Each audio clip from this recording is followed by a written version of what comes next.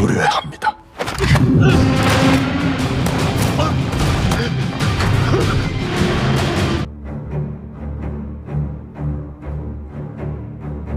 Sebuah permainan yang bisa melunasi hutang, namun jika kalah nyawa melayang. Ini adalah season kedua dari serial berjudul Squid Game, di mana sebelumnya seorang pria bernama Song Gi-hun telah berhasil memenangkan permainan itu dengan mendapatkan hadiah ratusan miliar. Walaupun perasaannya kini menjadi hancur karena orang-orang terdekatnya tewas dalam permainan itu.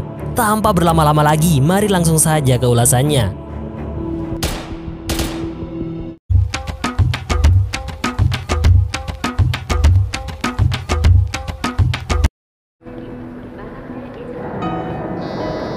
Di sebuah bandara, seorang pria bernama Song Gi-hun berniat untuk pergi ke Amerika. Namun langkahnya terhenti saat melihat seseorang yang tak asing baginya, yaitu seorang pria yang dulu mengajaknya dalam sebuah permainan dengan taruhan nyawa. Dia yang masih teringat jelas bagaimana orang-orang mengalami hal buruk saat dia bermain dulu, tak ingin ada orang lain lagi yang merasakan hal yang sama dengannya. Hingga dia pun membatalkan kepergiannya menuju Amerika. Karena saat ini, ambisinya adalah ingin membongkar siapa sebenarnya di balik permainan gila itu. Gi-hun ternyata masih seperti dipantau oleh orang-orang dari sana karena mereka bisa tahu apa yang sedang dilakukan olehnya. Hingga tak lama, Gi-hun menyadari bahwa ada sesuatu di balik telinganya yang ternyata adalah sebuah alat yang dipasang saat dulu Gi-hun menjadi pemain. Lalu dia membuang alat itu.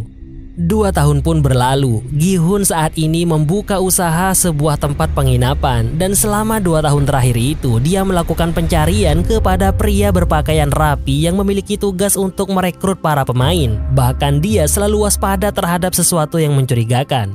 Tak lama muncul seorang pria yang ternyata adalah seorang rentenir yang dulu sering menagih hutang kepada Gi-hun. Di mana ternyata selain telah membayar lunas semua hutangnya, Gi-hun saat ini juga menyewa jasanya untuk melakukan pencarian terhadap pria perekrut itu dengan mengerahkan seluruh bawahannya. Pemandangan ini sedikit unik karena sebelumnya Gi-hun selalu dikejar-kejar oleh rentenir ini dan sekarang dia malah menjadi pesuruh Gi-hun karena memang uang ratusan miliar yang dia miliki mampu mengendalikan banyak orang untuk membantunya dalam mencari pria perekrut itu. Bahkan bukannya putus asa setelah 2 tahun lamanya dan uang yang dikeluarkan sudah cukup banyak, Gi-hun malah ingin sang rentenir itu mengerahkan lebih banyak lagi orang untuk menemukan pria perekrut meskipun uang yang akan dikeluarkan semakin banyak. Akhirnya saat di mobil, sang rentenir memerintahkan anak buahnya untuk mencari lebih banyak orang lagi guna melakukan pencarian ini. Hampir setiap malam, Gi-hun selalu dihantui mimpi buruk tentang bekas-bekas permainan yang hampir melenyapkannya itu.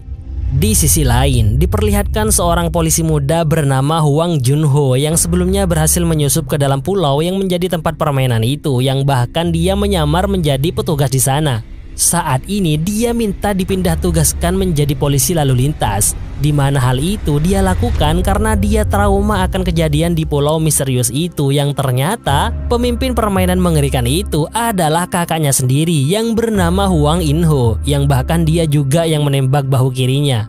Saat bertugas di jalan, dia didatangi atasannya yang memintanya kembali ke divisi kejahatan. Namun dia menolak. Dan dari percakapan ini diketahui bahwa Jun-ho juga berusaha mencari keberadaan pulau misterius itu dengan bantuan polisi lain. Namun tidak berhasil, hingga Jun-ho terancam dipecat dari kepolisian. Sebenarnya Jun-ho hanya tidak ingin memberitahu bahwa kakaknya lah yang menjadi salah satu staf dari permainan itu, hingga dia pun tidak terlalu banyak memberikan informasi. Keesokan harinya, Jun-ho pergi ke pelabuhan untuk kembali melakukan pencarian pulau misterius bersama seseorang yang dulu telah menyelamatkannya saat dia kabur dari pulau itu. Akan tetapi hingga saat ini sudah berapa banyak pulau yang sudah didatangi dan belum juga menemukan pulau misterius itu. Dan malam ini Jun-ho berniat mengakhiri pencariannya. Di tempat lain, tepatnya di markas rentenir, orang-orang berkumpul untuk mendengarkan arahan tentang seseorang yang akan mereka cari. Orang itu tak lain adalah sang perekrut dengan ciri-ciri berpakaian jas rapi dan membawa tas yang di dalamnya berisi permainan khas Korea bernama dakji, serta kertas undangan dengan gambar kotak segitiga lingkaran. Setelah memfoto, mereka pun mulai beraksi, di mana mereka akan memfokuskan pencarian di area stasiun kereta bawah tanah. Karena di sanalah biasanya pria perekrut itu muncul untuk mencari orang untuk direkrut. Dalam proses pencarian, mereka akan mengirim foto yang akan langsung diterima oleh Gi-hun. Namun mereka tidak menemukan orang yang dimaksud hingga pencarian hari ini pun berhenti di malam hari. Keesokan harinya, pencarian pun kembali berlanjut. Akan tetapi tetap sama, tidak menemukan pria dengan ciri-ciri yang dimaksud. Hingga salah satu anak buah sang rentenir menyerah karena menganggap Gi-hun itu sudah gila. Namun sang bos rentenir sangat percaya kepada Gi-hun karena Gi-hun yang dulunya bahkan tidak mampu bayar hutang sekarang bisa melunasinya, bahkan mampu membayarnya ratusan hingga miliaran untuk mencari pria perekrut. Dan itu sangat masuk akal dan pasti ada sesuatu yang Gi-hun rencanakan. Dan tak lama kemudian, betapa terkejutnya mereka berdua saat mendengar suara gedebuk kertas dakji di seberang rel yang ternyata adalah seorang perekrut yang mereka cari sedang melakukan permainan dengan seseorang. Bos rentenir pun segera menghubungi Gi-hun agar segera ke sana, sembari mereka terus mengikuti pria itu dengan wajah yang hampir tidak percaya dengan apa yang dilihatnya. Karena selama 2 tahun mencari pria perekrut itu bagaikan mitos dan sekarang tepat berada di hadapan mereka. Kemudian perekrut itu pergi ke toko roti dan membeli banyak sekali roti. Dia juga membeli 100 lembar undian berhadiah. Di mana setelah itu pria itu menghampiri seorang gelandangan dan ternyata dia memberikan 2 pilihan kepadanya, roti atau undian berhadiah, dan gelandangan itu memilih kertas undian. Bahkan beberapa gelandangan didatangi oleh pria itu untuk ditawari hal yang sama dan hampir semuanya memilih kertas undian, hanya satu orang yang memilih roti. Setelah itu dia mengeluarkan semua roti itu dan menginjak-injaknya sampai hancur yang membuat para gelandangan merasa eman-eman. Pria perekrut itu pun hanya mengatakan bahwa bukan aku yang membuangnya, tapi kalianlah yang lebih memilih undian daripada roti. Melihat itu, bos rentenir dan anak buahnya terheran-heran dengan apa yang dilakukan pria itu. Sementara itu, Gi-hun yang secepat mungkin bisa sampai di lokasi malah harus berurusan dengan polisi lalu lintas karena melebihi batas kecepatan. Di sana ada Junho, namun dia menyuruh rekannya untuk memberikan surat tilang. Gi-hun yang terburu-buru segera tancap gas setelah surat dia terima dan hal itu membuat Junho heran. Setelah dicek, dia tercengang karena yang barusan kena tilang itu adalah Song Gi-hun, salah satu mantan pemain di Pulau Misterius. Di saat yang sama, 2 rentenir yang terus mengikuti pria perekrut mulai kebingungan karena Gi-hun belum juga datang. Padahal jika tidak segera ditangkap, mungkin mereka akan kehilangan jejak. Karena tidak mau kehilangan uang 1,5 miliar, mereka akhirnya maju untuk menangkapnya. Akan tetapi di luar dugaan, pria itu ternyata sangat hebat. Bahkan mereka berdua yang potongannya berandal banget dibuat babak belur. Tak lama setelah itu, Gi-hun datang ke lokasi dan tidak menemukan siapa-siapa, hanya bekas luka dan pisau milik anak buah rentenir. Rupanya 2 orang yang sudah babak belur itu sekarang menjadi tawanan pria perekrut yang ternyata di dalam wajahnya yang sangat santai dan tenang menyimpan sesuatu yang mengerikan, di mana mereka dipaksa memainkan sebuah permainan batu kertas gunting dan bagi yang kalah akan ditembak dengan pistol yang diisi 1 peluru dengan kemungkinan keselamatan 1:5. Suasana tegang menyelimuti ruangan itu. Beberapa kali permainan berlangsung dan terasa membosankan bagi pria perekrut, hingga dia pun memasukkan 4 peluru lagi dengan kemungkinan keselamatan 5:1. Hingga akhirnya si bos rentenir kalah dan berakhir pindah ke alam lain. Di sisi lain, Junho mulai mencari keberadaan Gi-hun untuk mendapatkan informasi tentang Pulau Misterius.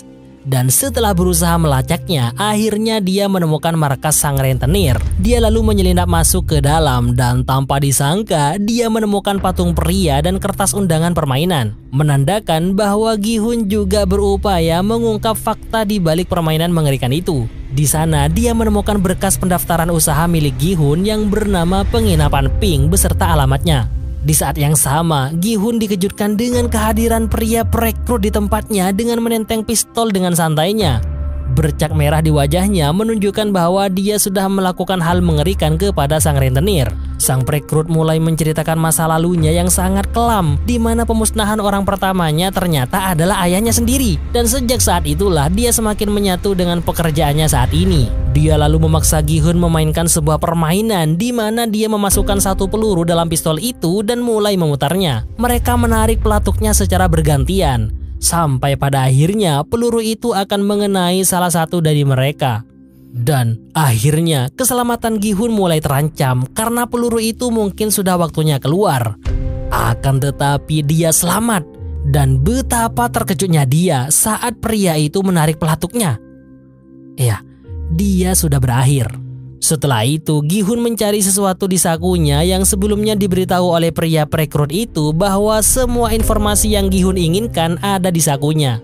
Sementara itu, Junho yang sedari tadi sampai di depan penginapan terkejut saat mendengar suara tembakan hingga dia pun segera bergegas. Di sana, dia menemukan anak buah bos rentenir yang diketahui bernama Choi Woo-suk yang tengah terikat. Setelah itu, Junho segera menuju tempat Gi-hun, di mana dia langsung menggeledah Gi-hun untuk ditangkap.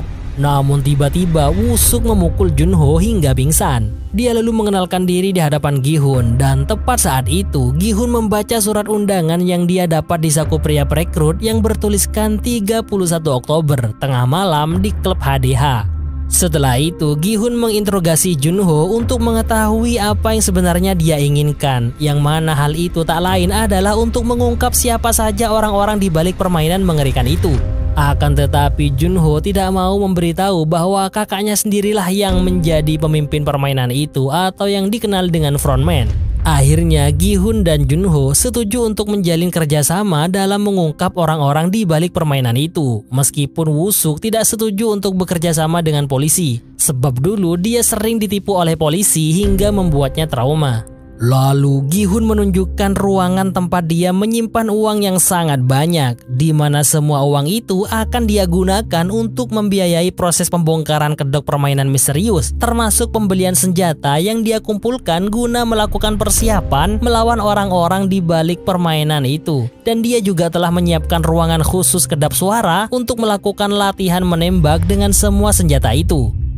Di tempat yang berbeda, terlihat seorang wanita yang sedang beristirahat dalam sebuah mobil sambil menangisi foto keluarga kecilnya. Tak lama, dia ditegur oleh satpam karena berada di tengah-tengah taman, meskipun dia sebenarnya mempunyai pekerjaan di tempat itu pada keesokan harinya. Dia bekerja sebagai badut boneka di taman hiburan itu.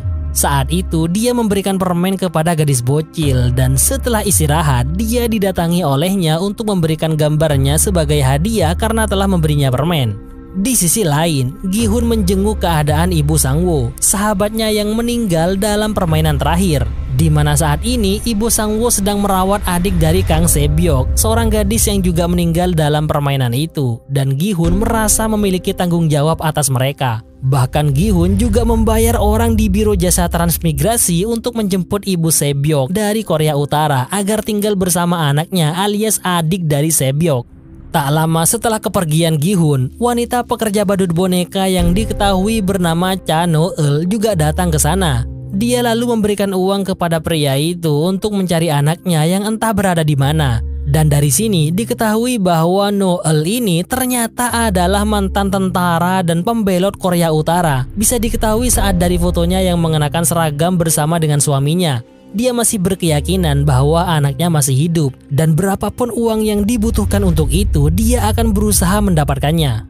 Pada malam berikutnya, dia mendapatkan kejutan, sebuah undangan dari Pulau Misterius, sehingga dia memutuskan untuk resign dari pekerjaannya. Dan saat gadis bocil itu berharap kembali untuk diberi permen, dia tidak mendapatkannya. Karena yang menjadi boneka kelinci itu bukanlah No-eul lagi. Sehingga tak lama setelah itu, gadis itu tiba-tiba tak sadarkan diri dan segera dibawa ambulan menuju rumah sakit.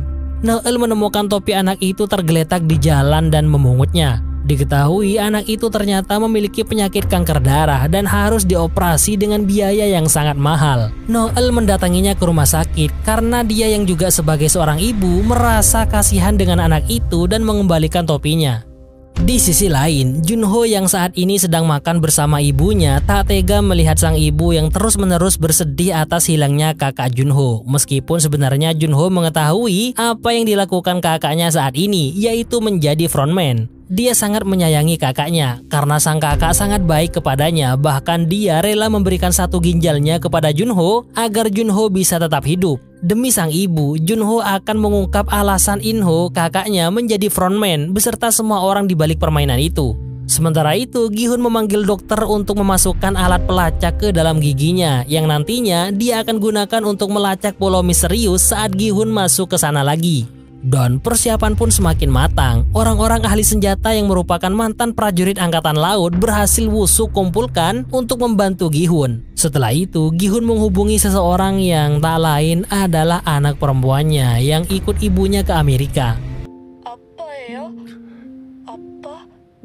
Mendengar suara putrinya membuat Gi-hun tak kuasa menahan linangan air matanya, meskipun tiada kata yang terucap dari bibirnya. Beberapa waktu kemudian, Gi-hun bersiap menuju klub malam tempat pertemuannya dengan orang-orang dari Pulau Misterius. Bersama Woo-suk, dia masuk ke dalam, sementara yang lain termasuk Junho menunggu di mobil. Akan tetapi saat melihat dua staf berbaju pink menuju ke dalam, Junho terkejut dan memutuskan untuk juga masuk ke dalam.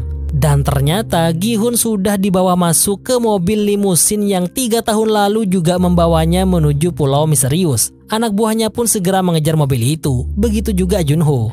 Di dalam mobil, Gi-hun kembali diingatkan oleh frontman melalui benda di depannya bahwa seharusnya Gi-hun sudah menjalani kehidupan aman dan damai di Amerika, tapi malah lebih memilih untuk mengungkap permainan mengerikan ini. Gi-hun lalu meminta frontman untuk menghentikan permainan ini. Namun itu adalah hal yang cukup sulit karena permainan ini sudah tersistem dengan sangat rapi dan masif. Di saat yang sama, mobil pasukan Gi-hun ditembak oleh staf penembak jitu dari atas gedung, membuat mobil mereka tak dapat berjalan lagi. Bahkan hal itu terjadi juga pada mobil Junho, sehingga mereka semua tak dapat lagi mengikuti mobil limusin itu. Mengetahui hal itu, Gi-hun pun langsung mencoba menembak sang sopir. Namun ternyata material mobil itu anti peluru. Akhirnya tak ada pilihan lain bagi Gi-hun untuk mengungkap ini semua selain kembali mengikuti permainan mengerikan itu. Kali ini dia merasa yakin akan berhasil mengungkapnya karena adanya alat pelacak di giginya. Tak lama, gas penidur pun membuat Gi-hun tak sadarkan diri sama seperti 3 tahun lalu. Pengemudi mobil itu ternyata adalah frontman sendiri. Dia menyebut Gi-hun kembali dalam permainan ini. Di sisi lain, Noel mulai menelpon nomor yang ada dalam kertas undangan itu karena dia ingin mendapatkan uang untuk mencari anaknya. Akan tetapi tidak seperti yang lain, dia tidak dibuat pingsan, melainkan masuk ke sebuah truk kontainer bersama beberapa orang lainnya. Kemudian dia masuk ke sebuah ruangan nomor 011 yang ternyata dia memang berpartisipasi bukan sebagai peserta, melainkan sebagai staf baju pink topeng segitiga. Junho bersama Woo-suk dan anak buahnya yang sebelumnya gagal mengikuti mobil yang membawa Gi-hun mencoba untuk mencari Gi-hun menggunakan alat pelacak yang ada di gigi Gi-hun. Junho kembali menggunakan jasa pria yang telah menyelamatkannya yang dikenal dengan Kapten Park. Dia penasaran kenapa Junho kembali melakukan pencarian pulau misterius itu, padahal sebelumnya dia sudah mengatakan menyerah untuk mencarinya. Junho pun memberitahunya bahwa ada pemain yang dia kenal meletakkan pelacak di giginya yang membuat Junho bisa melacak keberadaannya, membuat Kapten Park terkejut terheran-heran. Sementara itu, Song Gi-hun sudah mulai terbangun dan sudah berada di tempat yang sama 3 tahun lalu dengan nomor yang sama yaitu 456. Saat itu Gi-hun bertemu emak-emak pemain nomor 044 yang kelihatannya merupakan seorang dukun. Dia seperti bisa menerawang Gi-hun yang datang ke sini bukan karena kemauannya sendiri, tapi karena ada aura negatif dari jiwa-jiwa pendendam yang menyelimuti dirinya yang mendorongnya ke tempat ini. Hal itu membuat Gi-hun cukup tersentak. Kemudian semua orang berkumpul seperti sebelumnya, di mana tak lama setelah itu para staf mulai menampakkan diri. Beberapa orang mempertanyakan banyak hal seperti pada permainan sebelumnya, dan hal itu sudah biasa terjadi yang membuat para staf mengungkap alasan mereka berada di tempat ini tak lain adalah karena banyak hutang yang mereka tanggung. Bahkan yang paling banyak adalah seorang kakek-kakek yang sampai memiliki hutang sebesar 10 miliar won. Dan yang mengejutkan juga ada seorang artis rapper terkenal dan seorang YouTuber terkenal dengan jutaan subscriber yang membahas tentang investasi dan kripto yang akhirnya membuatnya bangkrut dan banyak hutang, serta membuat banyak subscribernya juga banyak hutang karena tutorial yang dia buat. Dan kini dia menjadi buronan polisi atas penipuan serta pelanggaran undang-undang perlindungan komunikasi. Bahkan ada seorang pria dan ibunya yang juga mengikuti permainan ini tanpa mereka ketahui sebelumnya. Staf bertopeng kotak memiliki pangkat yang lebih tinggi dari staf topeng lingkaran dan segitiga karena dia sebagai pengawas. Dia memberikan arahan agar para pemain mengingat kembali kehidupan mereka di luar sana yang sudah tidak memiliki harapan sehingga mereka berpikir untuk mengikuti permainan ini. Apalagi setelah staf mengatakan jumlah hadiahnya yang berjumlah 45,6 miliar won atau sekitar 549 miliar rupiah lebih membuat para pemain semakin bersemangat untuk bermain. Sementara Gi-hun hanya mengamati dari belakang sambil mengecek alat pelacak di giginya. Masih ada apa enggak? Dia melihat para pemain yang saat ini tenang-tenang saja tanpa tahu apa yang akan mereka hadapi setelah ini. Ada beberapa peraturan yang ada dalam permainan ini, yaitu pemain tidak diperbolehkan berhenti bermain. Yang kedua, pemain yang menolak bermain akan dieliminasi. Tapi aturan yang ketiga, permainan dapat dihentikan jika mayoritas pemain setuju untuk dihentikan, bahkan setelah permainan satu babak selesai. Dan jika permainan dihentikan, maka hadiah akan dibagi rata. Setelah itu, mereka yang bersedia bermain dipersilakan untuk menandatangani surat persetujuan. Namun di tengah-tengah itu, seorang artis rapper yang disebut Thanos itu menghampiri pemain nomor 333, yang tak lain adalah seorang YouTuber bangkrut. Yang mana ternyata Thanos ini adalah subscribernya yang banyak hutang karena mengikuti tutorialnya. Wajahnya menampakkan kekesalan yang amat sangat dalam, merasa ditipu oleh YouTuber ini. Kemudian para pemain melakukan sesi foto satu persatu. Dan setelah itu mereka menaiki tangga menuju tempat permainan pertama. Saat itu tiba-tiba ada seseorang pria memanggil Gi-hun yang ternyata dia adalah sahabat lamanya bernama Jung-bae. Gi-hun terkejut melihatnya ada di sini sehingga dengan ekspresi gawat dan serius dia memberitahu Jung-bae agar mengikutinya di belakang demi menyelamatkan nyawanya. Meskipun awalnya Jung-bae menganggapnya biasa saja. Setelah itu, mereka semua masuk ke sebuah tempat yang luas di mana di kejauhan terlihat robot gadis yang bersiap memantau mereka semua didampingi dua staf. Di saat yang sama, Woo-suk bersama para tentara bayaran yang sedang mengikuti arahan menuju alat pelacak Gi-hun tanpa disangka. Mereka malah menuju ke arah seorang pemancing, di mana alat pelacak Gi-hun ternyata malah berada di dalam kotak berisi umpan ikan. Dan setelah ditanyakan, pria itu mengatakan bahwa kotak umpan itu diberikan oleh seseorang di dermaga. Hilang sudah jejak mereka menuju ke arah Gi-hun. Pantas saja meskipun sudah memakai drone untuk mengecek bagian atas pulau, Junho juga tidak bisa menemukan apa-apa. Dan di saat yang sama, Gi-hun yang tengah mengecek kembali alat pelacaknya dibuat terkejut sekaligus ketakutan karena ternyata alat pelacak itu sudah tidak ada dalam giginya. Dia pun terpaksa harus kembali merasakan permainan mengerikan ini untuk yang kedua kalinya. Beberapa waktu sebelum mulai, Gi-hun maju ke depan untuk memberi arahan sekaligus peringatan kepada mereka agar serius memainkan ini karena jika tidak mereka akan pindah alam. Awalnya mereka santai saja dan tidak terlalu memperdulikan ucapan Gi-hun. Meskipun begitu, Gi-hun tetap gigih memperingatkan mereka hingga mereka berjalan cukup jauh dan mereka malah semakin terganggu dengan suara Gi-hun. Hingga pada akhirnya ada seorang gadis yang bergerak karena ketempelan lebah.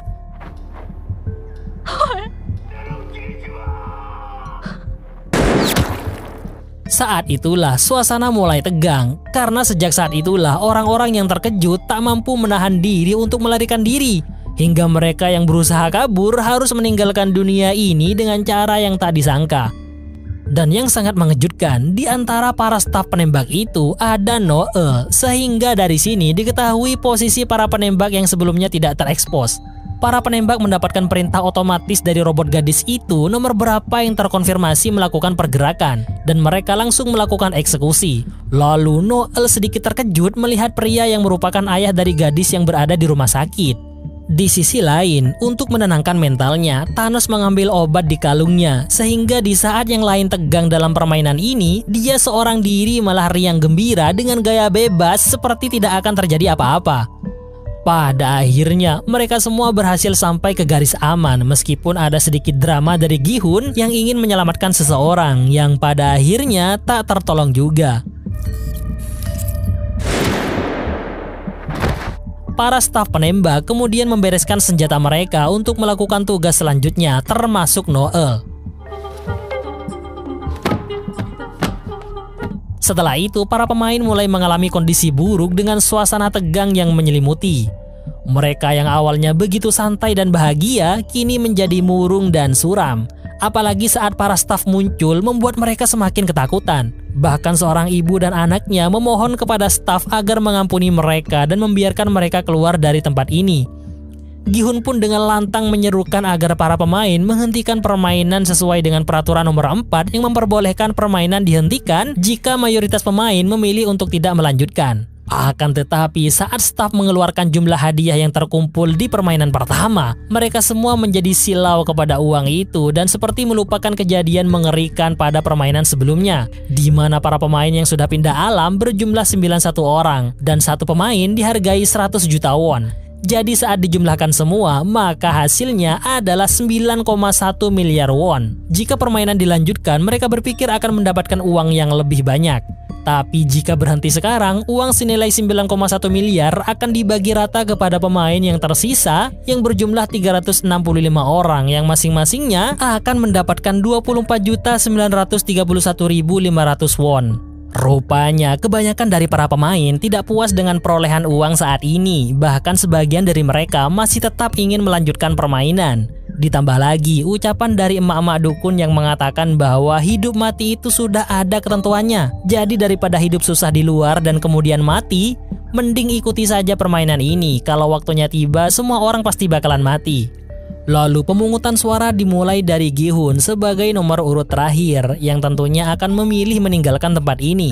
Setelah beberapa waktu, akhirnya jumlahnya saling mengejar, yang artinya banyak dari orang-orang yang hanya memikirkan uang. Gi-hun kembali mengajak mereka untuk tidak melanjutkan permainan ini, namun beberapa yang ingin lanjut malah mengucilkan Gi-hun, termasuk si kakek-kakek nomor 100 yang terdepan menjatuhkan Gi-hun. Hingga Gi-hun pun mengaku bahwa dia adalah pemenang permainan ini 3 tahun lalu.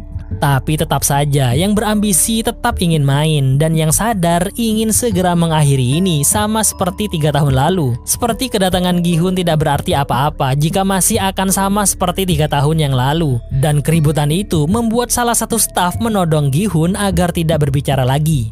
Pemungutan pun kembali berlangsung dan akhirnya jumlahnya seimbang sama seperti dulu. Dan yang terakhir akan menjadi penentunya, yang tak lain adalah pemain nomor 001. Dan ternyata dia memencet tombol lingkaran biru sehingga permainan pun akan dilanjutkan.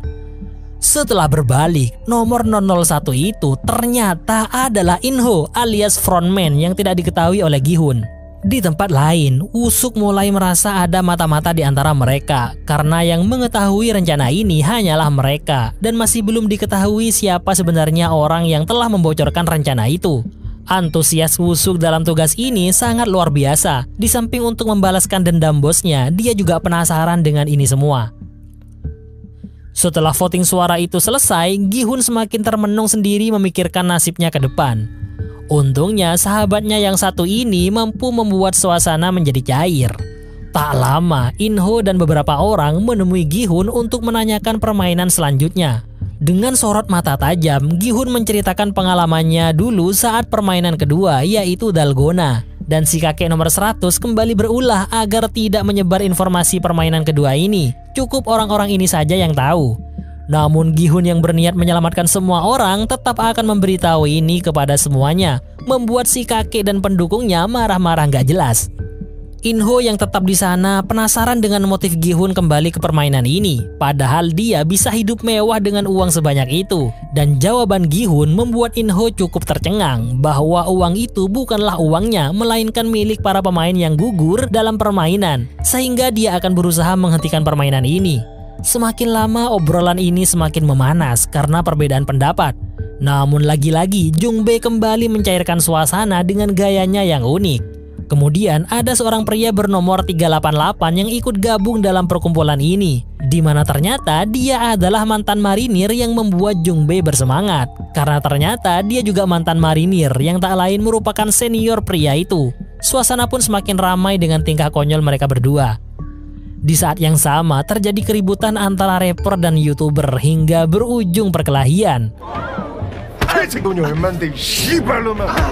Lalu dengan wajah serius, In-ho maju untuk melerai mereka. Tapi Thanos malah mengejeknya tanpa tahu bahwa dia adalah pemimpin permainan ini.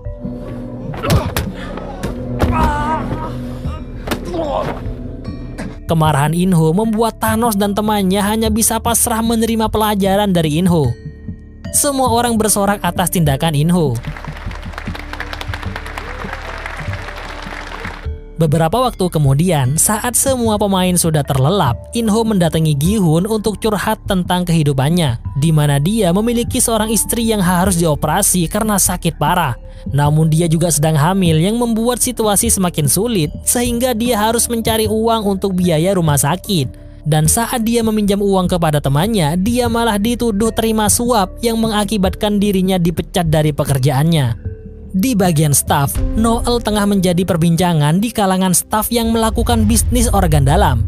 Pasalnya, para pemain yang sudah tereliminasi banyak yang tidak bisa diambil bagian dalamnya untuk dijual akibat tembakan Noel terlalu jitu mengenai bagian penting tubuh pemain. Dia pun dipanggil oleh kepala pengawas yang merupakan otak di balik bisnis terlarang ini. Disinilah terungkap bahwa Noel dulunya adalah seorang prajurit militer Korea Utara yang mengalahkan satu peleton prajurit Korea saat dia menjadi pembelot di sana. Di Korea Selatan ini, dia ditemukan oleh sang pengawas ini sehingga dia direkrut menjadi staf topeng segitiga. Namun sayang, Noel pada akhirnya menjadi staf yang patuh pada peraturan yang mengharuskannya memastikan pemain yang tereliminasi pindah ke alam lain. Dan itu sangat merugikan bisnis jual beli bagian dalam ini. Setelah itu, Noel pun kembali ke kamarnya tanpa mendengar peringatan dari sang pengawas untuk tidak menembak organ penting pemain. Keesokan harinya, saat terbangun, para pemain akan melanjutkan permainan kedua, dan saat masuk ke tempat permainan, ternyata bukan permainan dalgona sebagaimana yang dikatakan Gi-hun. Permainan ini mengharuskan para pemain membentuk grup yang terdiri dari 5 orang, di mana nantinya masing-masing para pemain akan memainkan 5 permainan yang berbeda, yaitu dakji, gasing, lempar batu, gonggi, semacam permainan mirip bekel tapi tanpa bola, dan terakhir adalah jegi. Setiap grup akan membagi tugas kepada setiap anggotanya permainan apa yang akan dimainkan. Sementara kelompok Gi-hun menerima seorang gadis yang tengah hamil di tengah-tengah mereka karena merasa iba terhadapnya. Setelah grup terbentuk, permainan pun dimulai. 2 grup akan bermain di 2 tempat putaran yang berbeda. Kaki setiap anggota diikat dengan kaki anggota yang lain, di mana mereka akan memainkan satu persatu permainan sampai dianggap berhasil. Dan mereka harus menyelesaikan semua permainan dan melewati garis akhir dalam waktu 5 menit. Jika tidak selesai dalam waktu itu, maka siap-siap pindah alam.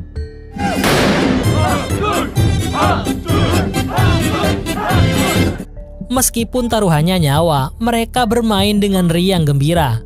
Setelah menyelesaikan permainan pertama yaitu dakji, salah satu grup masih terus gagal dalam melakukan permainan lempar batu, sehingga grup ini tidak bisa melanjutkan ke permainan selanjutnya.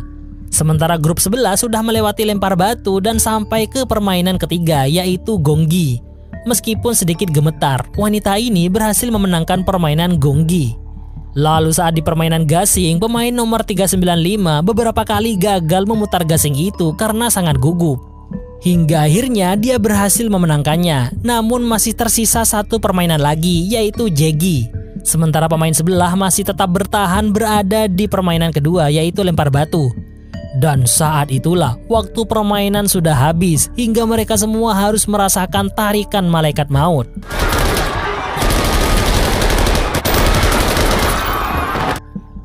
Sebelum 2 grup selanjutnya bermain, para staf pembersih muncul untuk mengambil jasad para pemain yang sudah gugur. Dan seperti biasa, jika ada yang masih bernafas, itu akan ditandai untuk kemudian diambil bagian dalamnya. Akan tetapi, Noel yang mengetahui itu langsung menghujaninya dengan timah panas hingga benar-benar dipastikan sudah pindah ke alam lain. Di tempat lain, Junho yang sebelumnya sudah memberikan surat pengunduran dirinya di kepolisian kembali lagi untuk meminta bantuan polisi guna melacak dan menangkap para pelaku permainan di Pulau Misterius.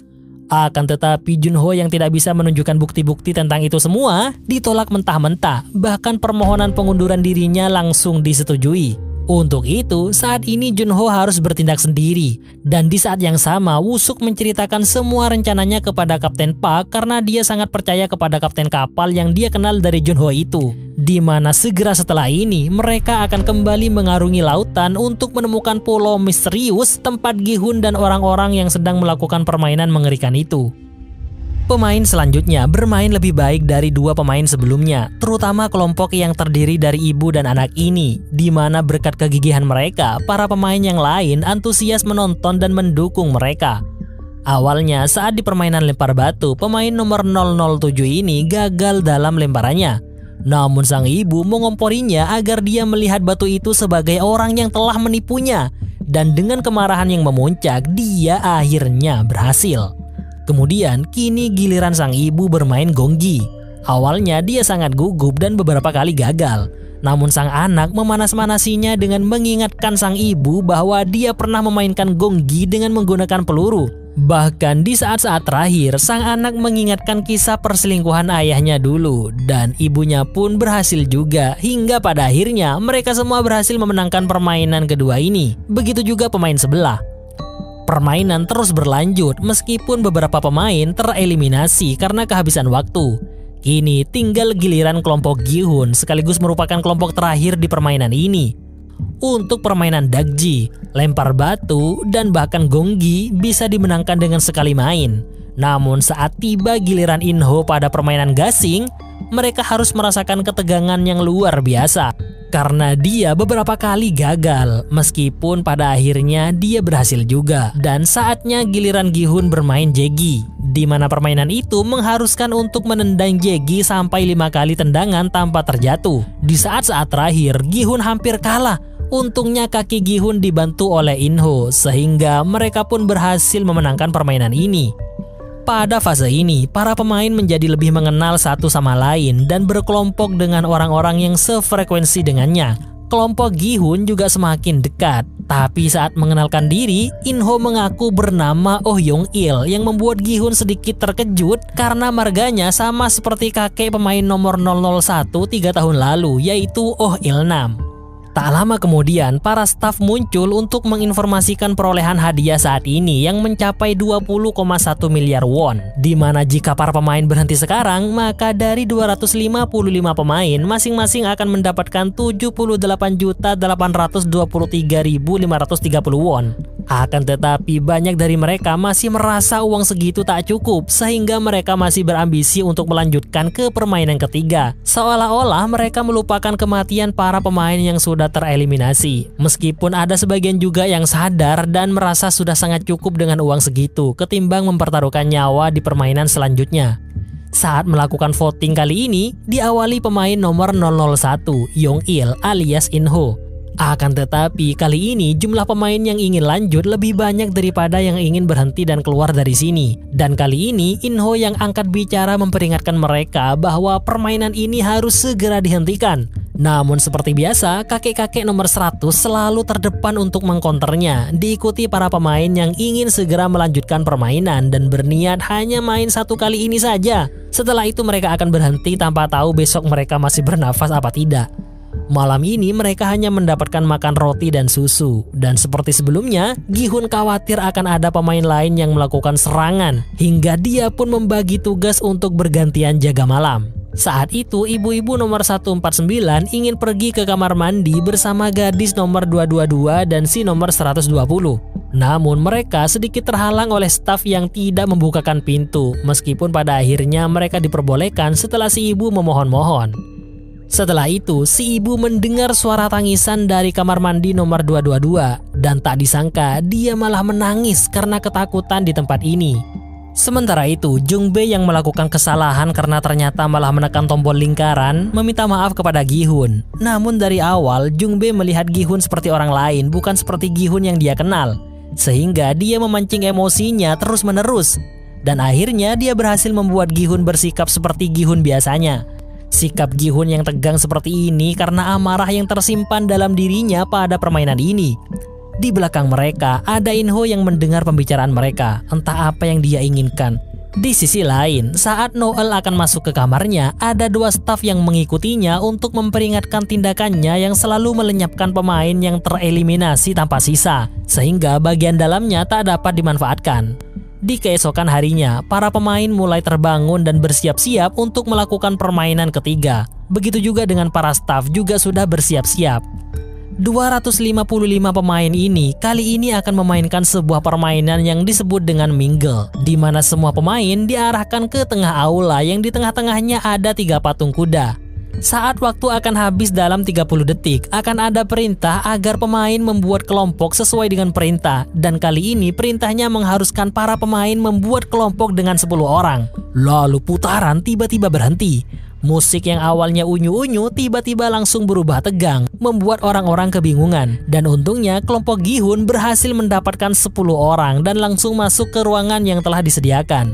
Sementara orang-orang yang tidak berhasil membuat kelompok yang terdiri dari 10 orang dan masuk ke salah satu ruangan sementara waktunya sudah habis akan tereliminasi. Sementara itu, di luar pulau, Junho bersama Woo-suk dan para tentara bayaran bersiap untuk mengarungi lautan untuk mencari keberadaan pulau misterius. Dan pulau itu harus ditemukan kurang dari 4 hari. Mereka dibagi menjadi 2 kelompok dalam 2 kapal. Di permainan selanjutnya, perintahnya adalah mengumpulkan 4 orang anggota. Dan lagi-lagi, suasana kembali mencekam. Tapi akhirnya berhasil dilalui meskipun banyak yang tereliminasi. Nah, saat itu ada yang masuk ke ruangan tapi hanya berjumlah 3 orang sehingga mereka langsung dieksekusi. Kini tersisa 168 pemain.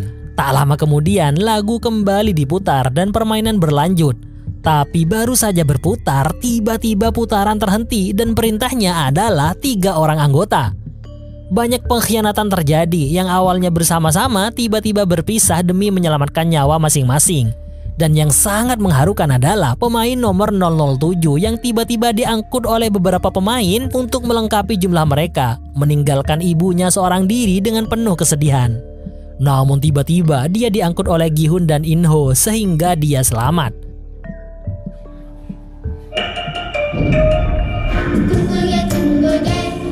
Setelah itu permainan masih berlanjut dan perintahnya adalah 6 orang. Banyak pemain saling berebut agar genap 6 orang yang masuk ke ruangan. Dan hal itu menimbulkan kericuhan yang luar biasa. Karena orang yang sudah dari tadi bersama tiba-tiba harus berpisah karena tereliminasi. Dan pada babak final, para pemain tersisa 126 orang. Sementara ruangan itu jumlahnya cuma ada 50. Dan tiba-tiba putaran terhenti dengan perintah untuk membuat kelompok 2 orang. Mereka pun saling sikut dan bahkan menarik pemain lain saat akan masuk demi bertahan hidup. Jung-bae yang bersama In-ho tiba-tiba ditarik paksa oleh pemain lain, sehingga dia tertinggal. Akan tetapi In-ho menarik pemain itu agar Jung-bae bisa masuk. Tapi di dalam ternyata sudah ada seorang pemain.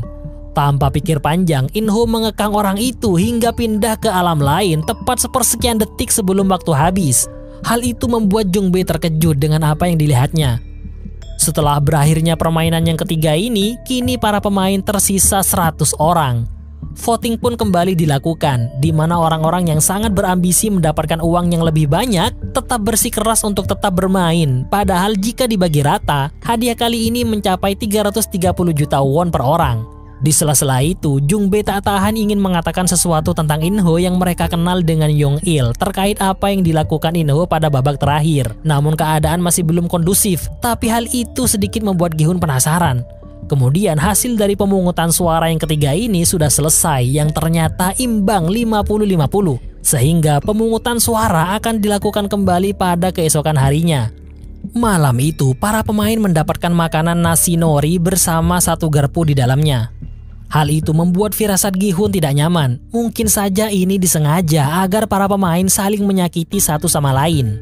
Kemudian di kamar mandi terjadi keributan yang cukup menegangkan antara pendukung lingkaran dan pendukung silang. Dan yang dikhawatirkan Gi-hun benar terjadi. Thanos si rapper terkena sundulan garpu di lehernya oleh si YouTuber.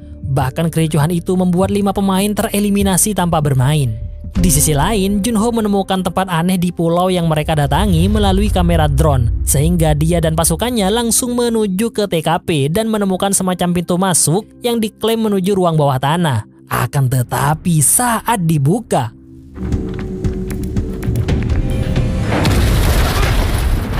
ledakan itu membuat seorang anggota pindah alam dan seorang lagi luka-luka. Hal itu membuat ketua tentara bayaran semakin memanas dan ingin segera menemukan pulau itu untuk membalaskan dendam anak buahnya. Meskipun Kapten Park menyarankan agar kembali untuk memakamkan orang yang gugur itu. Junho dan bahkan Woo-suk sudah mengira bahwa rencana mereka diketahui pihak musuh. Oleh karena itulah, kali ini mereka harus mengganti frekuensi hati mereka sehari sekali dan membatasi penggunaan ponsel agar tidak terlalu mencolok. Sementara itu, para pemain dikejutkan dengan 5 pemain yang tereliminasi tanpa melakukan permainan. Dan secara otomatis jumlah uang hadiah juga semakin bertambah dengan total nilai 36,1 miliar won dan masing-masing akan mendapatkan 380 juta won. Selang beberapa waktu, beberapa pemain yang sebelumnya beradu otot di kamar mandi masuk ke ruangan dengan penuh luka-luka. Dari 5 pemain yang tereliminasi, 2 diantaranya merupakan pemain dari kubu lingkaran, sementara 3 lainnya dari kubu silang, di mana jika mereka tetap dalam pendirian, maka pemain yang ingin berhenti akan memenangkan pemungutan suara pada keesokan harinya. Akan tetapi ada perintah baru bahwa dalam 30 menit lampu akan dimatikan dan para pemain harus kembali ke tempat tidur. Suasana ini dirasakan oleh Gi-hun sama seperti 3 tahun lalu, di mana nantinya para pemain akan saling serang demi mencapai tujuan mereka.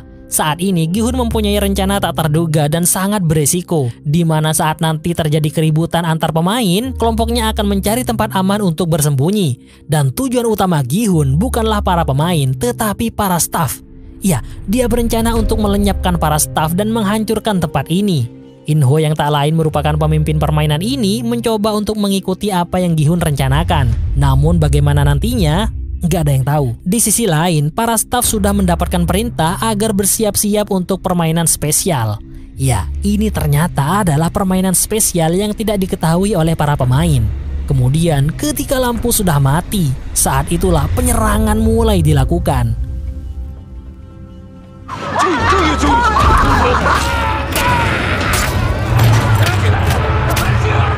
Semuanya menggila, sementara Gi-hun dan kelompoknya bersembunyi di bawah tempat tidur. Dan saat waktunya sudah habis dan korban sudah banyak, para staf mulai memasuki ruangan dan mereka mulai sibuk mencegah orang-orang berkelahi dan tidak terlalu fokus pada pemain yang gugur. Lalu saat mereka mulai mengecek identitas pemain yang gugur, saat itulah kelompok Gi-hun yang pura-pura tepar mulai beraksi mengambil alih senjata para staf dan melenyapkan mereka satu persatu. Kini tinggallah seorang staf pengawas yang setelah topengnya dibuka, ternyata seseorang yang masih sangat muda, membuat Jung Bae terkejut melihatnya. Kemudian staf itu menjadi tawanan Gi-hun untuk menjadi petunjuk jalan menuju ruang-ruang yang ada di tempat ini untuk kemudian dihancurkan. Sebagian pemain yang merupakan mantan marinir membuat kelompok ini cukup menjanjikan. Bahkan pemain nomor 120 ini dulunya adalah seorang sersan pasukan khusus. Dan dia membekali pengetahuan dasar penggunaan senjata kepada kelompok ini agar makin mantap. Bersama beberapa orang ini termasuk In-ho dan Jung Bae, Gi-hun mulai melakukan aksinya. Saat sampai di tangga, para staf sudah bersiap menyerang hingga adu tembak pun membuat bising ruangan itu.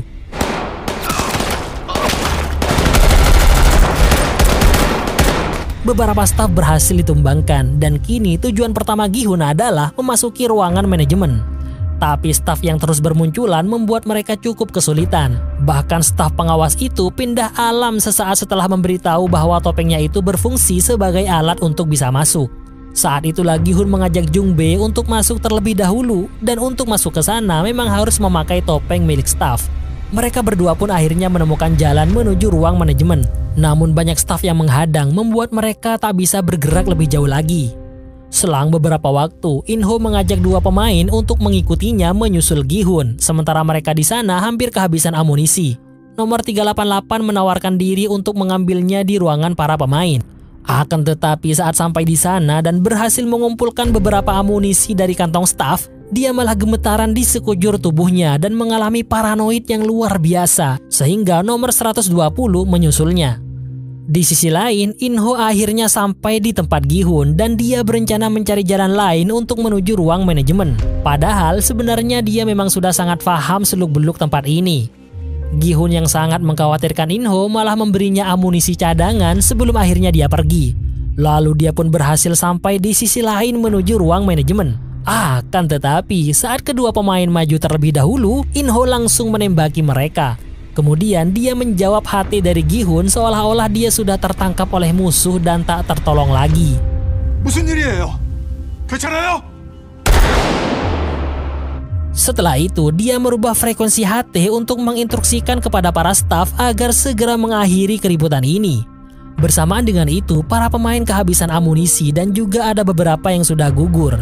Sementara pasukan staf malah terlihat semakin banyak, hingga mereka semua pun harus pindah ke alam lain. Meskipun sebelum itu mereka memohon ampun dan menyerah. Untungnya, si pemain nomor 120 menyusul nomor 388 di ruangan untuk mengambil amunisi. Sehingga saat para pemain dilenyapkan di tangga, dia dan nomor 388 masih baik-baik saja. Bahkan saat para staf masuk dan dia hendak menyerang mereka seorang diri, si ibu-ibu nomor 149 melarangnya agar tidak terjadi hal yang lebih buruk lagi. Dan di sisi Gi-hun ternyata lebih menegangkan lagi, di mana dia dan Jung Bae yang kehabisan amunisi dan sudah terkepung menyatakan menyerah. Akan tetapi saat itu frontman yang tak lain adalah In-ho muncul tanpa Gi-hun tahu bahwa dia adalah In-ho yang sudah dia percaya sebelumnya.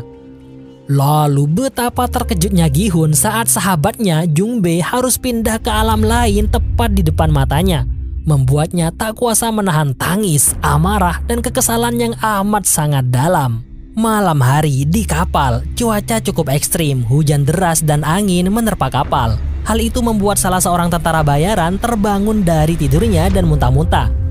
Saat itulah tanpa sengaja dia memergoki Kapten Park sedang mengutak-ngatik drone miliknya.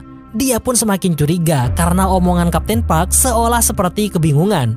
Dan saat dia benar-benar menyadari bahwa Kapten Park emang gak beres, tanpa disangka tiba-tiba dia langsung dilumpuhkan oleh Kapten Park hingga dilempar ke laut. Dan tepat setelah itu Woo-suk muncul, tapi Kapten Park segera mengalihkan pembicaraan, membuat Woo-suk tidak tahu bahwa Kapten Park baru saja melakukan hal mengerikan. Kejadian ini juga sekaligus menjadi jawaban mengapa selama 2 tahun Junho tidak bisa menemukan pulau misterius. Film season kedua ini diakhiri dengan memperlihatkan robot boneka di awal permainan, yaitu lampu merah, lampu hijau, dan ada boneka lain di sebelahnya.